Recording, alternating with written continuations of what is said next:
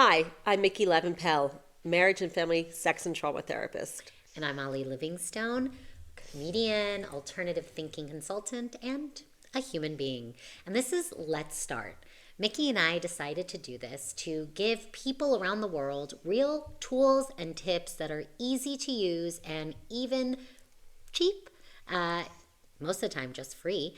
And that leaves you with no excuses but just to change. So, in this Let's Start, we wanted to focus on starting, or for many of us, restarting a romance. That's right. And let's just dive in here, okay? Because what does this mean? I heard this on the Real Housewives of Orange County when Vicky, whatever her name is, saying, my love tank is empty. Okay. So a lot of people have this problem. Absolutely. If one Real Housewife has it, then we all do.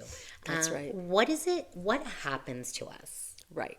So if we're talking about people who are already in a relationship, oftentimes we feel our relationship has run its course. We feel that we've let real life take over. And we don't feel those lovey-dovey, happy, romantic, floaty, butterfly feelings anymore. And so what we need to do is we need to actually do something active in order to bring in those feelings. We need to remind ourselves why we love the person that we do. We need to actually do things a little bit differently. And if we just expect our partner to do things, and for us to just be able to lie there, sit pretty, and expect these wonderful feelings to come up, that's probably not going to happen, and you're going to be pretty disappointed, and so will your partner. So, Micki, how do you distinguish when it's fizzled that it's not just over? Yeah. Or is it this choice that you just have to keep making and working on? Like, how do I decipher this relationship is done as opposed to here's how I need to restart my romance part of this relationship? Right. So there's a big distinction between a romance or a love affair or whatever being over versus just things kind of fizzling. So when we talk about things being over, that means when you've been really slighted time and time again and your partner has completely disappointed you beyond all recognition and they're not showing any sort of remorse for what they've done and they're not apologizing, taking responsibility for what they've done, or you aren't, or both of you aren't, right? That's when you have to really say, look at your relationship and say, is this really going to be able to work? Versus a situation where maybe each of you have done things that have hurt one another and you acknowledge that you've each done something. You each acknowledge, not just one of you, each of you acknowledging that maybe you've done something that's hurt the other, not really taking responsibility for something in the relationship, and each of you, accepting responsibility, apologizing for what you've done, and then really being able to change the way that you behave and moving forward. Okay. That's all really hard, by the way. Oh, yeah. Like everything you're I saying. do this regularly in my own relationship. I think I did it yesterday. Right. Okay. Well, me and my husband. And I'm more on the avoiding side, if I'm being honest, in my relationship. Good on you, Molly. Oh, no, it's very bad. No, but at least you're taking responsibility. Here, my husband would never hear me say that. But I think that... Listen up, David. I think that a lot of people feel like they're putting in work and feel like it's really hard work and maybe they don't want to. And of course, society and movies and all that stuff makes it look like everything's so easy. Obviously, the rom-coms and all of this stuff. So I think that the tip that we're trying to give here is how to do this before it gets to the point of no return. Yeah. So while you feel it dissipating and Right. like where's it going, here's something that is small and simple and that we can do in our daily lives that, again, it's easy to do, it's a free cheap thing to do, so it kind of leaves you with no excuses on the other side. And by the way, I think that this is important to say that while we're focusing maybe on the partner in a marriage or a long-term relationship or dating, I think this is valuable for any relationship you have. Sure. I think you can use this if you're a parent to your child. I think you can use this as friendships. I think we do not put enough value in our friendships. I know this is something that Simon Sinek is actually working on right now in a book about friendship, because we need friendship also in our serious relationships that we have our partnerships with, but our friends, our soulmates that we want to keep with us. So what is this easy tip? So this easy tip is literally to just write a little love note, right? So On your unicorn I paper. brought some of my cute little paper here. There's a few little colors of paper and little pads and little stickies and whatever. And you could write little love notes with your little paper, or just if you want to go a little simple, you could just get a little notepad. You're not into here. unicorns. If you're not into unicorns, we like unicorns in this house. Spray it up. So that's the sexy time perfume. Love it. Some people don't like smells, so don't do that if that's the case. If that's the case. And just really feel what it is that you're feeling towards your partner. Feel all the happy feelings. Really channel those happy feelings. Yeah. And just put them on paper. And hold up. So I'm not a mushy person. I know. Okay. So I don't want to start writing stuff that I Gooey. don't even feel. Yeah.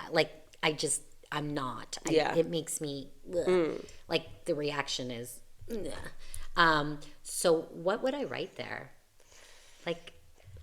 Just remember the things that you really fell in love with. The parts of Duffy that you really think, make me feel so nice. Like when you massage my feet, or when you smile, or when you shower and you smell good. When you shower. Like really basic. We could go really, really, basic. Brush your teeth. Basic. Yeah. Just really basic things. Yeah. Thank you for caring about your basic hygiene. Is a thank you romantic? Absolutely. Oh, yeah? It's super sexy. Oh, yeah. Because we know that women, I think there was a study that I heard from my own relationship therapist. Look, I can't even say the word because I'm so averse to it. That when women went to hotels with their significant other, right, they were more turned on. Yeah. And it wasn't because they were at a hotel and it was sexy time. Wasn't it? It was because it was clean and they didn't have to do any cleaning. They knew they weren't going to have to do the cleaning. That's so big. And that, for a woman, was so they sexy. were able to let go. So I do think that if you can write things that are encouraging or just nice. Yeah. And what I like about this is I verbally sometimes have, even though I talk all the time, don't get me wrong, and I'm very emotional, to say the more intimate or vulnerable things, I actually really have a hard time doing. And I think that when you can do it on a piece of paper, it's your way out. Yeah, totally takes the pressure off. Yeah, yeah. And I why not? People will say okay, but I'll just WhatsApp, I'll just text it. Why can't they just do that? Why are you shaking your head? Why? Right, no, because we WhatsApp all the time and it's just meaningless, especially those emojis. While they're cute and you feel a little something for a second, there's something about literally going out of your way, finding some paper, finding a pen, throwing on a little scent, just all those little things just make your partner feel wow, she really took some time to think about me and to consider her feelings. We just send WhatsApps all day. Our thumbs or our fingers are just constantly in motion. Yeah. And there's no effort. And because it's so effortless, we feel that through the WhatsApp.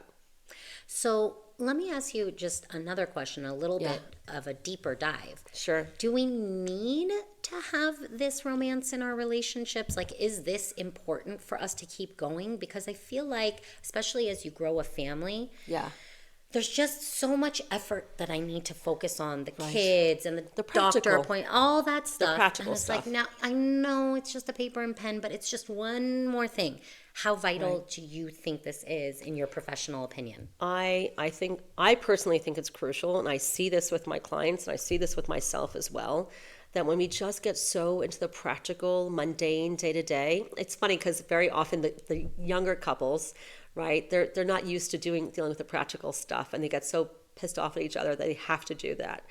And then as you get older, as you're married for longer, I'm sure you see this too with teenagers. Or just in a long-term relationship. Yeah. Right. And you're just so used to doing, and you each know what you do, and it just becomes rote, and you don't even think about it anymore. And then you feel like you're taken for granted. Mm-hmm, you feel like you're just like a schmata or just the carpet. You feel like there's no difference between you and a piece of furniture. Yeah. And just infusing or injecting that romance into the relationship just raises the whole level of your relationship, and it makes you feel special. And that's why you chose to be with each other. You didn't sign up to be roommates because you can find one on Facebook or wherever. You don't want roommates. You don't want a hookup. You want a real relationship. That's what you're in this for. Yeah. And to go back to also using this for the other kinds of relationships, it actually just reminded me that when my son often when he goes on a trip with his, school or his hiking club, and they're going to be gone for 3 days, I've snuck in notes to make sure that, like, also Sweet. to remind him to have fun and a good time, and that I'm thinking about him. So I actually do that there. Yeah. And something I think that would also be good is that the relationship with yourself. Yeah. Like, it's also hard for us to remind ourselves what we like about ourselves or what we need to hear from ourselves, or like motivation things. So maybe this is even just something to use. Write it out to yourself. Yeah, it's not necessarily romantic, but I would say it's certainly intimate or vulnerable for you to be able to do that with yourself and like put that somewhere. You could. I mean, also journaling does that as well. Right. If you're into that. That's like a little bit more longer form, but you could do like a little short form. Right. I love you. You're awesome. You did something great today. Yada, yada. Yeah. And I think that's actually sometimes more important to the outer relationships when you have that relationship with yourself and can kind of be grounded in who you are when the rest of the world's going to hit you and suck Crap it out all of over you. you. Yeah, crap all over you. That's an official term, right? Your I think professional so. crap Yeah. all over you syndrome. I think it is.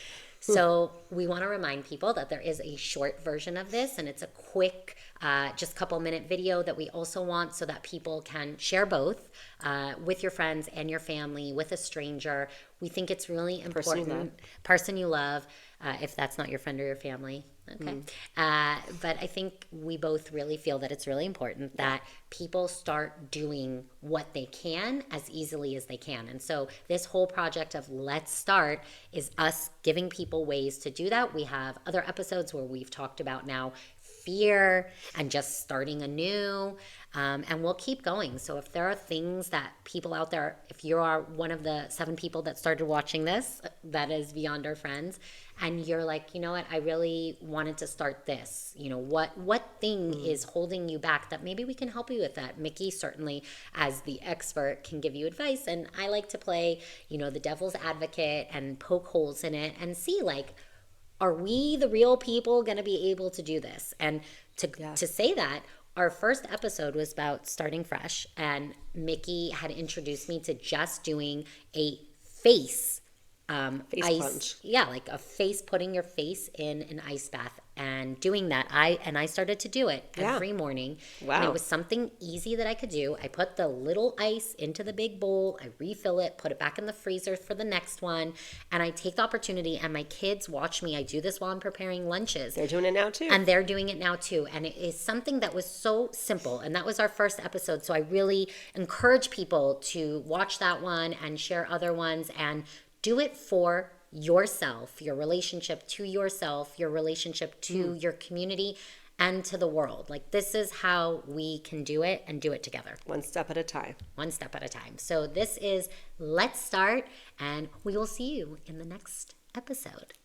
If you enjoyed that episode of Let's Start, it's easy to keep listening or watching. All you have to do is follow us on Micki Lavin-Pell on LinkedIn, Instagram, YouTube, or Facebook, or check out my website, lovingwisely.co.il. What are you waiting for?